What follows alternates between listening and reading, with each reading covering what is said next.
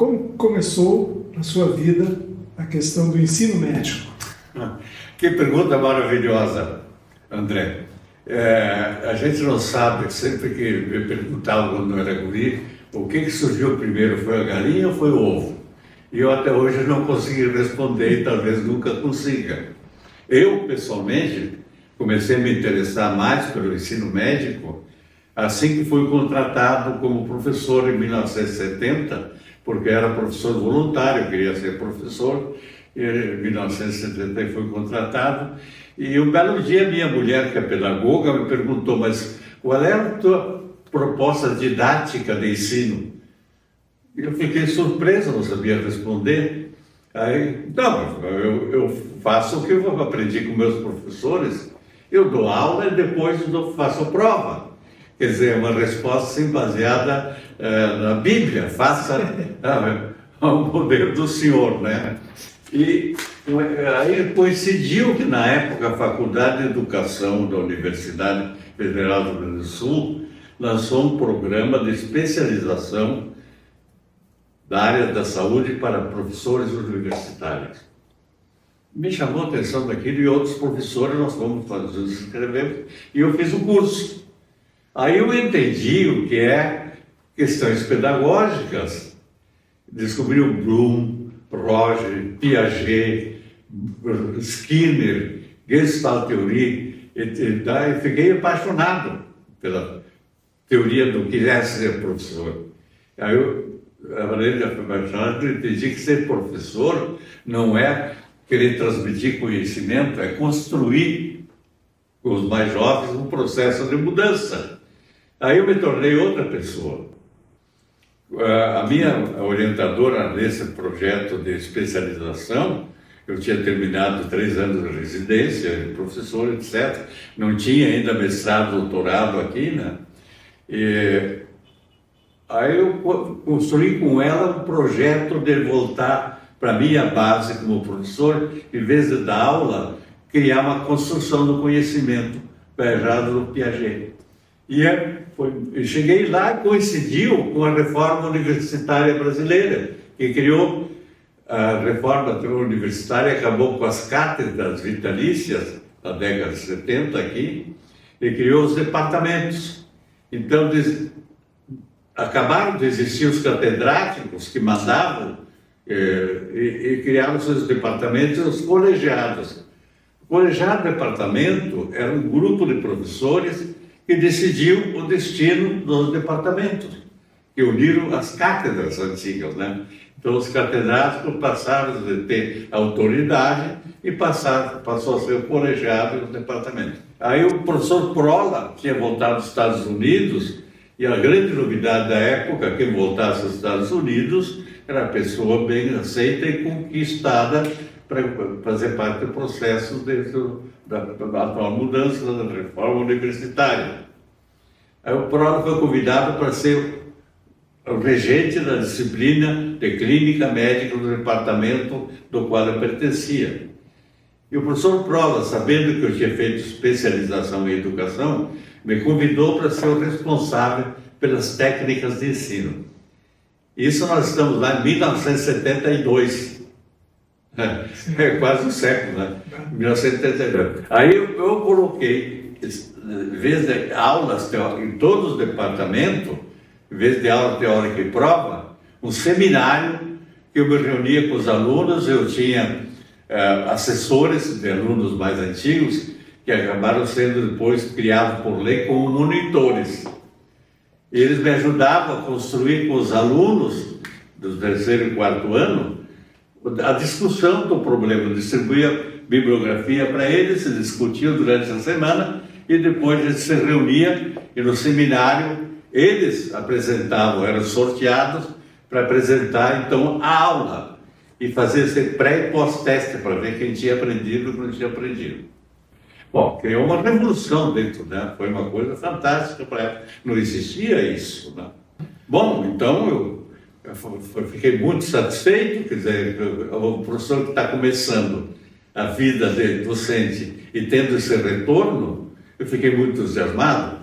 Aí continuei, no outro ano andou, E quando chegou assim, na metade do ano seguinte, que eu terminava a disciplina, eu fui chamado numa reunião do conselho do departamento. Digo, bem, vou receber um cumprimento, uma homenagem, coisa parecida, né? Não, eu fui demitido. Fui demitido porque havia muita reclamação da bibliotecária, que não tinha livro suficiente, dos professores que não davam mais aula, não tinham prova, não precisava prova, não precisava ter. Eu fui demitido. Aí eu fiquei deprimido, né? Aí eu voltei para a minha base, que eu tinha feito especialização e aperfeiçoamento como aluno da CAPES, como bolsista da CAPES, em hemodinâmica, que era outra área que eu gostava muito da cardiologia. Alarguei essa parte da educação e voltei para a minha base do laboratório de hemodinâmica. Então, fui para os Estados Unidos, voltei. Quando cheguei aqui, rapaz do céu, e o que eu encontrei?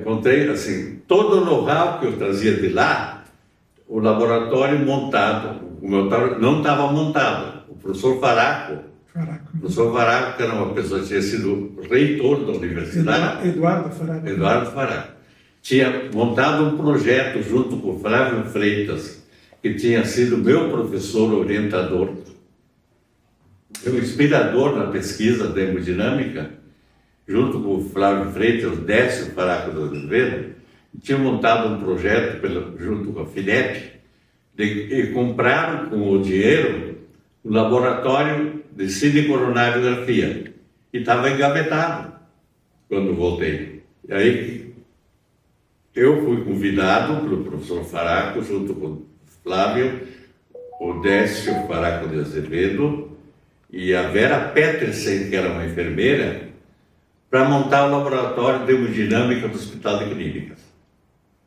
Aí, veja bem, todo o know-how que eu tinha trazido de lá, se dependesse só de mim, não ia conseguir fazer. Tinha o laboratório, tinha os equipamentos, mas faltava alguma coisa. Aí, duas alunas que tinham sido minhas alunas antes daqueles seminários, né, inovadores, quando eu voltei, elas foram me procurar, né? Professor, o senhor voltou? Ficaram entusiasmadas com o reencontro. Aí eu disse para elas, olha, eu estou com um problema, não sei se vocês podem me ajudar. Eu tenho um know-how todo aqui para montar igual, que é o único no mundo, que é o do Gensini, não tem outro, e eu tenho todo o elemento, autorizado a montar aqui, mas eu não tenho know-how para isso, que é a informática. Professor, nós duas estamos estudando informática também, junto com a área da medicina, que era a Beatriz Leão, a filha do Manuel Leão, que era o diretor do CPD, que era o Centro de Informática da Universidade, e a Marisa Stumpf. Duas alunas maravilhosas que foram lá. Aí elas pegaram e falaram, o senhor tem aí, o senhor pode dar para nós? Eu entreguei para elas todos, e elas traduziram e transformaram a linguagem da leitura do computador de lá pela leitura do nosso computador que tinha aqui, num outro modelo que dava para copiar. Isso. Aí eu consegui montar no Hospital de Clínicas, o laboratório de hemodinâmica, o segundo no mundo que tinha informática junto com os dados, né, que tu podia armazenar todos os dados que tu estudasse e recuperar quando tu quisesse para pesquisar. Junto com isso, eu estava, o professor Faraco me pediu, junto com o Flávio Freitas, para montar programa, eu me dei conta de que no Brasil estavam montando os programas de pós-graduação por lei, né? E quem não tivesse programa de pós-graduação estaria fora do contexto nacional. Aí o Flávio Marcelo de Freitas, que era meu grande orientador, conversei com ele e disse, Flávio, nós precisamos montar um programa aqui, porque senão nós vamos ficar fora, né?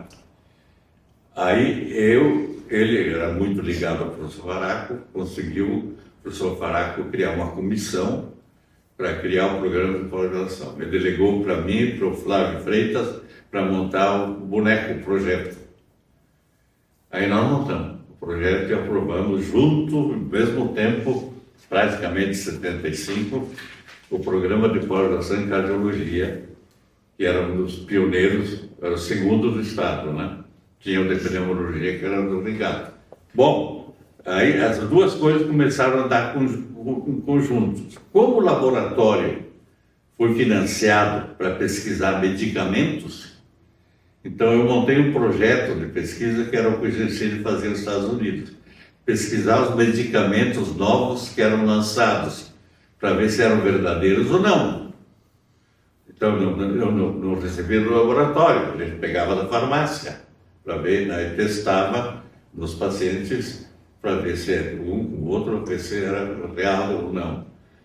Então, esse laboratório de hemodinâmica, junto com a pós-graduação, começou a ter sucesso, né? Mas faltava um pequeno detalhe, aí foi uma homenagem ao Carlos Miller e ao Manuel Leão, que cabe fazer. Eu teria, junto com a Beatriz Leão e a Marisa Stumpf, os dados de armazenamento, mas eu não tinha o resultado imediato do equipamento. Quando tu faz hemodinâmica, tu tem o registro das pressões, o gráfico, tu depois tem que fazer análise matemática do que é aquilo. Porque aí, para poder traduzir imediatamente, através da curva que tu analisa, o dado em número, tu tem que ter um conversor análogo digital, que a gente não tinha. E isso custava $50 mil para a época. Aí eu fiquei assim, bom, então o laboratório não é vanguarda, o laboratório é pequeno perto do que existe no mundo, né? Aí o Manuel Luiz Leão, que era o pai da Beatriz, ficou sabendo, por intermédio da Beatriz, de que eu estava com esse problema, foi falar comigo. Digo, olha, está acontecendo isso. Eu expliquei para ele o que era, deixa comigo. Ele voltou uma semana depois com o Carlos Miller. Carlos Miller, que era professor de física da Universidade Federal do Rio Grande do Sul, lá do Instituto de Física, muito humilde, chegou falando comigo, perguntou o que era mesmo. Eu mostrei para ele, eu vou fazer um exame agora, tu vai ver lá no registro, né, a curva, só que depois eu tenho que imprimir, calcular e medir, tá? E isso aqui já tem nos Estados Unidos. Expliquei para ele. Ele voltou uma semana depois com uma caixinha, tamanho de uma caixa de fósforo. E olha aqui está o primeiro conversor análogo digital brasileiro que trago. E ele montou no nosso equipamento, e a partir daí então nós tínhamos o segundo laboratório, né, que tinha resultados imediatos. Está andando bem? Mas aí surge uma grande greve em 80, a grande greve que durou 3, 4 meses, professores universitários, que era a época da ditadura, e eu virei um líder dentro da faculdade, que fui convidado o professor Busnello, que era o grande líder, Federico Kliman, o Miura, Hernani Miura, da faculdade, porque a faculdade até então estava assim, afastada da universidade, que tinha perdido o prédio e não participava de nada. Aí, de repente, como eu tinha surgido como, né, professor e coisas, né, me convidaram para ser parte do grupo da greve de 84. 84 que durou 3 meses. E aí nós começamos a participar das reuniões da universidade. E eu me tornei um líder, então, junto com esse grupo, dentro da faculdade de medicina. Coincidiu que eu apresentei 2 trabalhos de pesquisa, um em Miami e outro no México, e foram aceitos. Eu fui embora, levei os livros, que eu comecei a me interessar por literatura também. Levei em viagem 2, 3 livros para ler, e apresentei o trabalho em Miami, apresentei no México. Quando eu voltei, telefonou para minha casa o Busnello, o professor Busnello, disse, olha, amanhã tem Assembleia Geral para apresentação dos candidatos a diretor da Faculdade de Medicina. E eu espero que tu esteja lá, não como ouvinte discussor, como diretor, candidato a diretor. Mas como? Mas eu nunca pensei em ser isso, né? Tu não tem que pensar. Nós decidimos na Assembleia Geral, tu não faz parte da Assembleia, está decidido, amanhã tu te apresenta lá, mas eu não sei. Eu cheguei de manhã, cedo, no hospital, estava já um grupo me esperando, me fizeram assinar, que eu seria candidato a diretor, assinei, e fui para a Assembleia Geral. E cada candidato tinha sua plataforma, e eu não tinha nada. Não tinha nada, como é que você nunca pensou em ser diretor? Porque chegou a minha vez que tinha que falar, digo, olha, vocês todos me conhecem. Se vocês me elegerem diretor, eu vou continuar fazendo o que eu faço aqui. Vou trabalhar para fazer o melhor, muito obrigado. E fui eleito diretor da faculdade. Agora tu imagina, então começou minha vida tudo de novo, porque eu tinha que fazer o que eu fiz para ir para os Estados Unidos, para montar laboratório, para aprender a ser diretor. Aí eu fui ter que estudar o que era nas faculdades do mundo. E a nossa faculdade, e me dei conta que ela estava atrasada muito em relação ao que as outras estavam fazendo.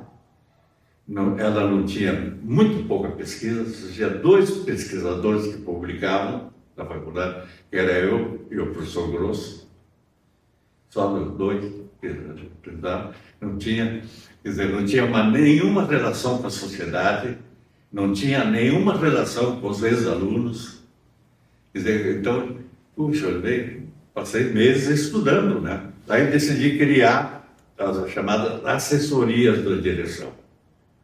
Assessoria científica, 2 professores que tinham voltado de doutorado dos Estados Unidos, que era o professor Duncan e a professora Beatriz Schmidt, e a assessoria de comunicação social, a assessoria de administração, a assessoria de educação médica e informática, a assessoria de extensão, e implementei a grande reforma do ensino médico que já vinha sendo proposta pela Organização Mundial de Saúde através da reunião que ocorreu em Alma-Ata em 73, 72, 73. Teve uma reunião em Alma-Ata, na União Soviética, e que definiram o que deviam as escolas médicas preparar seus profissionais. Que deviam preparar funcionários para educação para todo mundo no ano de 2000. E para isso tinha que ser baseado nos tais fundamentos do ensino médico. E a comissão de graduação, 2 anos antes, tinha baseado nessa proposta da Alma-Ata, feito uma grande mudança do currículo da faculdade. E deu uma guerra dentro da faculdade.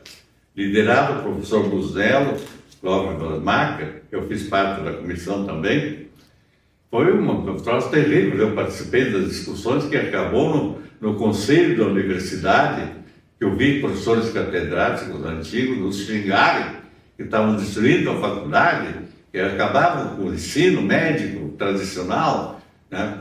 Que era a formação de um médico geral para depois se tornar especialista. Era a única proposta, né? E quando cheguei na faculdade, estava engavetado o projeto, estava parado, desde 73, de 83, 74. Aí eu desengavetei o projeto e levei para a primeira discussão, já tinha criado essas comissões, e tinha assim, o respaldo e o reconhecimento de ter sido o primeiro diretor eleito. E eu então fui assim, com essa força, né, desse respaldo, eu consegui desengavetar o projeto e introduzir a grande reforma que previa o ensino da medicina não só em área hospitalar.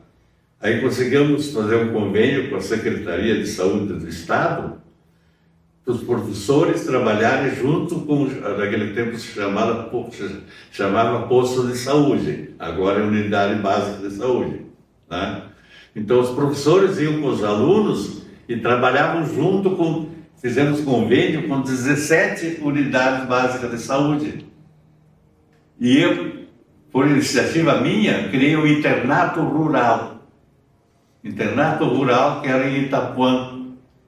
Os alunos iam para lá, nós alugamos uma casa, consegui recursos financeiros de transporte do Departamento da Saúde Pública na época, que, como é que se chamava aquele departamento? Não me lembro mais. Que nos forneceu caminhonete e algum recurso para comida. Alugamos uma casa em Itapuã e os alunos ficavam alojados, eram 15 alunos naquela casa, alunos e alunas, e o Jerônimo era um médico de Itapuã que recebia os alunos e eu, como diretor, ia a cada 15 dias para trocar a turma e discutir com a sociedade o que estava melhorando em relação da chegada desse processo. Foi assim, uma grande, né?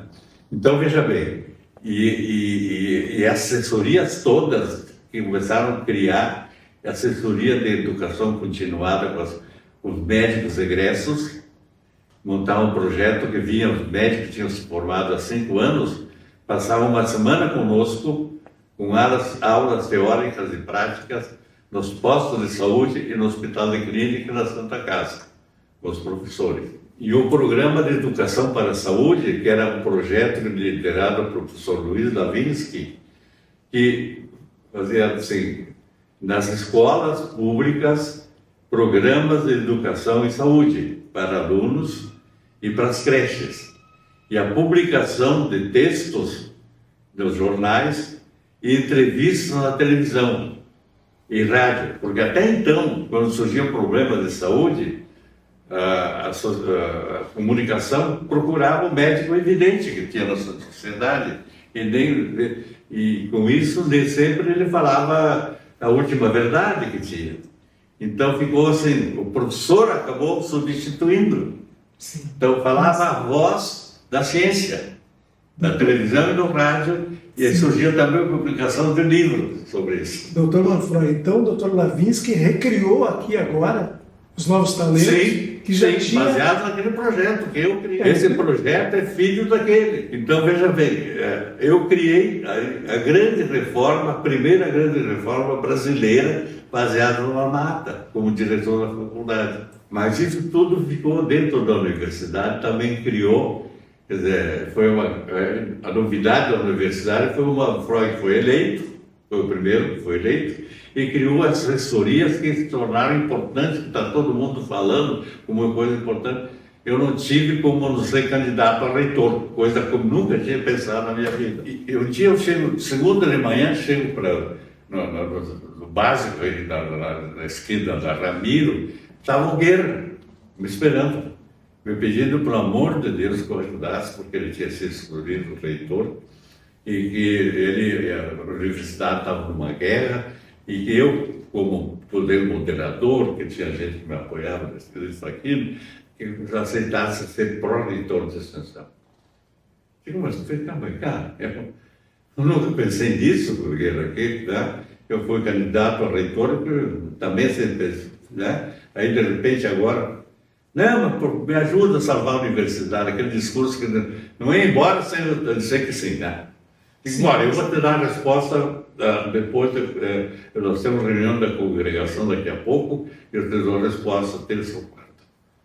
Aí eu levei para a congregação e estou em dúvida como é que eu vou faltar 2 meses para terminar a minha administração aqui, como é que eu vou largar, tá? Aí eu resolvi discutir na congregação, e o Rogério Aguiar, que era chefe do departamento de psiquiatria, pediu a palavra e disse o seguinte: olha, eu nunca vi escolha mais adequada, porque tudo que tu fizeste agora que eu conheço aqui na faculdade é relacionado à ciência e à sociedade. Tudo que tu fizeste aqui como diretor, com os ex-alunos, a sociedade, o projeto Lavinsky, a assessoria de extensão, o projeto Itapuã, o ensino nos departamentos, tudo isso é a universidade da sociedade. Então, tu é a pessoa indicada para ser pró-reitor de extensão. E o pessoal todo aprovou, foi aprovado por unanimidade, então eu aceitei, né? E fui para lá. Ele veio meu assessor, que é o professor Mosca, que tinha me ajudado a fazer a grande reforma dentro da faculdade. E levei e criei coisa parecida dentro Da extensão. da extensão. Aí eu defini que a extensão é a universidade na sociedade. Essa expressão fui eu que criei. Porque até então, tinha o conceito de que a extensão é a universidade para a sociedade, para levar para a sociedade. Todo conhecimento que aqui leva lá para o outro. Eu não. Tem que criar junto, fazer junto. Então, eu mudei o conceito e criamos 42 núcleos de projetos interdisciplinares, que envolvia assim, desde a literatura clássica e a pequena e média propriedade, as pessoas trabalharem juntas. Isso eu aprendi quando eu fui num desses convites para fazer conferência em Indiana. Me convidaram um dia para participar de uma discussão interdisciplinar de reforma do mundo. E estavam reunidos numa mesa enorme filósofos, sociólogos, psicólogos, médicos, agrônomos, veterinários, todos reunidos assim, do mundo, representantes do mundo de pensadores, o que seria o futuro do mundo. E discutiu uma manhã toda. E a conclusão que eu cheguei, assim, a mais importante, que ninguém deve querer mudar a cabeça das pessoas e da sociedade. Tu tem que produzir conhecimento conjunto. Você tem que trabalhar junto. Então, na pequena propriedade, tu não vai querer mudar o cara plantar milho para plantar soja. Tu tem que ir lá ver o que ele sabe fazer da época que ele trouxe, de onde ele veio. Você veio da Alemanha, tá? Aí a produção, se ele tem dificuldade de água, criar um açude para criar peixe, junto com o porco. Né? Um troço assim, eu nunca tinha imaginado. E tudo isso eu tentei introduzir dentro da própria extensão. E funcionou muito bem em 4 anos. Então, vejam bem, tudo isso me deu respaldo, as reformas aí em 2000, eu me dei conta que tudo que eu tinha feito como diretor da faculdade em 85, 86, né, tinha sido desmanchado. Eu disse, já tinha nome, né? E não, eu vou ter que tentar ser diretor da faculdade de novo para retomar a faculdade como ela já foi naquela época. Aí eu me candidatei e fui eleito diretor em 2001 e 2005. Aí surgiu a grande reforma brasileira, através das diretrizes curriculares, implementadas pelo Renato Souza, que era ministro da Educação, e que estavam engavetadas há 10 anos, e nós, pensadores, queríamos transformar o ensino médico baseado naquela reforma que eu fiz em 85, 88, e que estava guardada. E o Renato, através do Euler Maranhão, que era presidente do Conselho Federal da Educação, Euler Maranhão, desengavetaram e trouxeram. Aí, de novo, eu pego uma faculdade com um grande projeto de reforma. E consegui montar junto um projeto para disputar. Nesse projeto previa que 20 escolas médicas brasileiras seriam modelos multiplicadores. E para isso ganhariam R$1.300.000 da OPAS, Organização Pan-Americana de Saúde, para fazer as grandes reformas propostas nas diretrizes. Olha, nós montamos o projeto e fomos contemplados, uma das 20 escolas médicas brasileiras. Aí eu consegui trazer o Venturelli, José Venturelli, que era da Toronto, que era o grande líder mundial da reforma, parecida com aquela que eu tinha feito, que estava, né? E o ensino baseado na construção do conhecimento e não na aula, como eu tinha feito em 71, entendeu? Então, veio o Venturelli, veio outros professores, Eliana Cláudia Ribeiro, do Rio de Janeiro, professores de Marília, de Londrina, e fizemos seminários de discussão e conseguimos introduzir a grande reforma do ensino médico de novo, muito parecida com o que eu tinha feito naquela época. E que essa teve maior repercussão porque trouxe autoridades estrangeiras, porque tinha dinheiro, entendeu? Então, de novo, eu acabei me tornando uma pessoa muito conhecida. A novidade que eu introduzi nesse projeto foi a criação de pós-graduação em educação médica, porque diziam que aquela reforma que eu tinha feito em 85, 88 não tinha dado certo porque os professores não sabiam o que tinha que fazer. Então tinham que, né? Eu me dei conta que se nós criássemos, que ele tinha nome era pós-graduação. Se tu cria uma linha de pesquisa em educação, em vez de fazer gastroenterologia, tu é gastroenterologista, tu está fazendo educação. Aprende aquilo que eu aprendi, que eles não sabiam. Né? Então consegui introduzir no projeto. E quando foi analisado o projeto, me disseram que o nosso ganhou porque tinha a grande novidade que era a pós-graduação, que os outros não tinham. Aí quando chega o Congresso Brasileiro de Educação Médica, da ABEM, que é em Gramado, em 2004, o projeto foi aprovado, está andando dentro da faculdade, eu apresento o projeto, né, e não sabia por que estava aquela plateia enorme, saindo gente pela janela. Foi coisa quando eu fui apresentar. E foi aplaudido de pé e não parava, né? E saiu a proposta dali para eu ser indicado para a Assembleia Geral como multiplicador dessa proposta em nível nacional através da ABEM, Associação Brasileira de Educação Médica.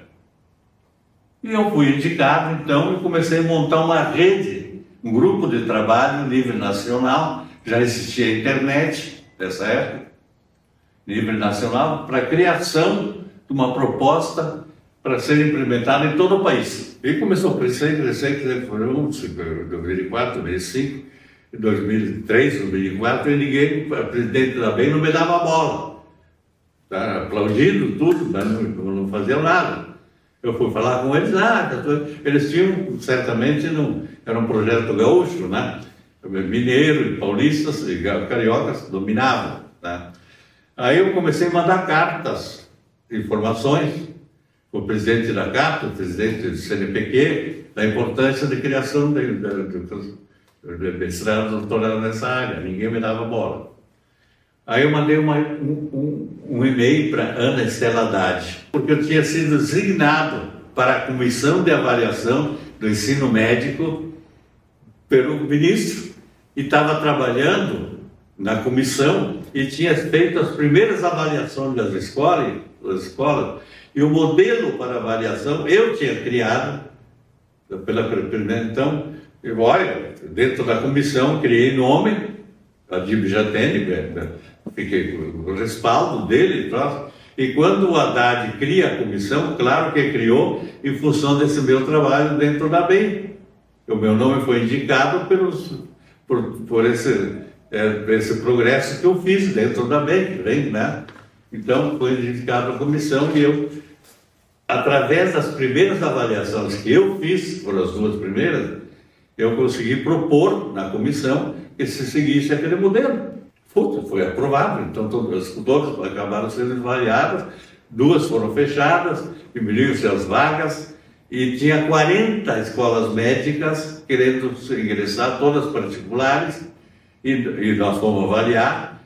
Eu participei da comissão de critérios para a abertura de escolas médicas, número de professores, características do hospital, unidade básica de saúde em relação com o município, obrigatoriedade de ter monitoria de iniciação científica, obrigatoriedade de ter residência médica pelo mesmo número de ingressos. Se tem ingressos de 100, tem que ter vaga para 100 de residência depois. Entende? Não é depois de entregar para o governo ter que pagar para as residências. Então, todos esses critérios eu ajudei a participar e montar. Então, era uma coisa muito séria que nós tínhamos criado através da comissão. Então, nenhuma escola médica brasileira seria criada se não passasse por esse crivo que nós fizemos. Daí, de repente, troca o ministério, o Haddad saiu, mas antes de sair o Haddad, eu mandei um e-mail para a Ana Estela, explicando para ela o que nós estamos fazendo na ABEM, para a criação do programa de pós-graduação, educação e saúde para todo o país, para preparar os professores pedagogicamente para a grande mudança, sem o qual não se conseguiria.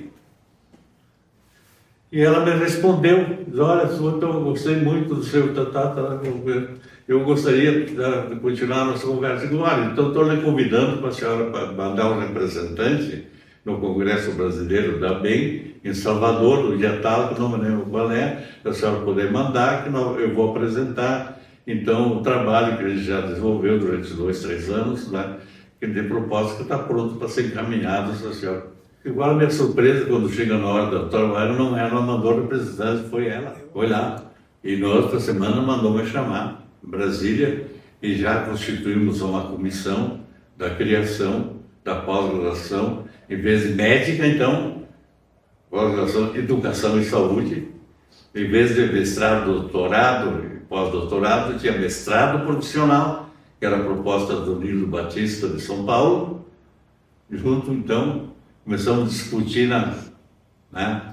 E foi crescendo, e ela começou a chamar especialista da psicologia, da enfermagem, da farmácia, da fono, ficou muito bonito, o projeto multidisciplinar. Aí caminhamos ao projeto, foi apresentado para cá, para o CNPq, e foi criado um nível nacional, projeto de pós-graduação em educação e saúde, mestrado profissional, mestrado, doutorado e pós-doutorado, baseado no nosso projeto daqui da Faculdade de Medicina, criado em 2004. Então, quer dizer, tinha respaldo para fazer parte dessa comissão, por isso me designaram para criar os critérios para aprovação de novas escolas médicas brasileiras. Isso em 2010, 2011. Mas aí, com a saída do Haddad, parou tudo? Parou tudo. Não só parou tudo, como as 40 escolas médicas que estavam na fila, todas particulares, cobrando R$10.000 para cada aluno, né? Uma fortuna. Todas entraram, todas foram aprovadas, e de lá para cá é um horror o que está sendo criado toda hora das escolas médicas, nos municípios, etc, etc, sem nenhum critério. Estão formando pessoas não qualificadas para cuidar do que existe de mais nobre da pessoa humana, que é a saúde. E não porque as pessoas interessadas no assunto não tivessem tomado providências.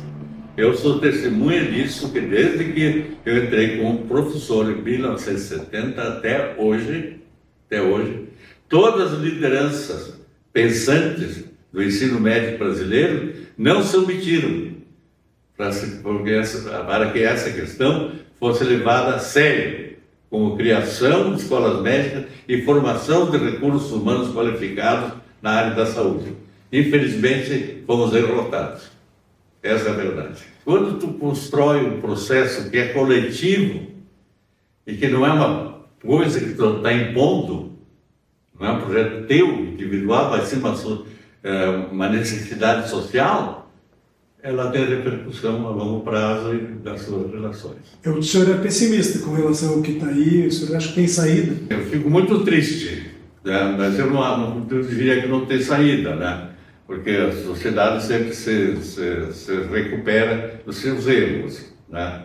Então, veja bem, quando eu fui pró-reitor de extensão, eu conheci muitos projetos inovadores dentro da universidade. Um deles era do professor, acho que Guerra, o nome dele. Ele estudava o PIB dos municípios do Rio Grande do Sul. Todos os anos, por que tinha aumentado o PIB do município?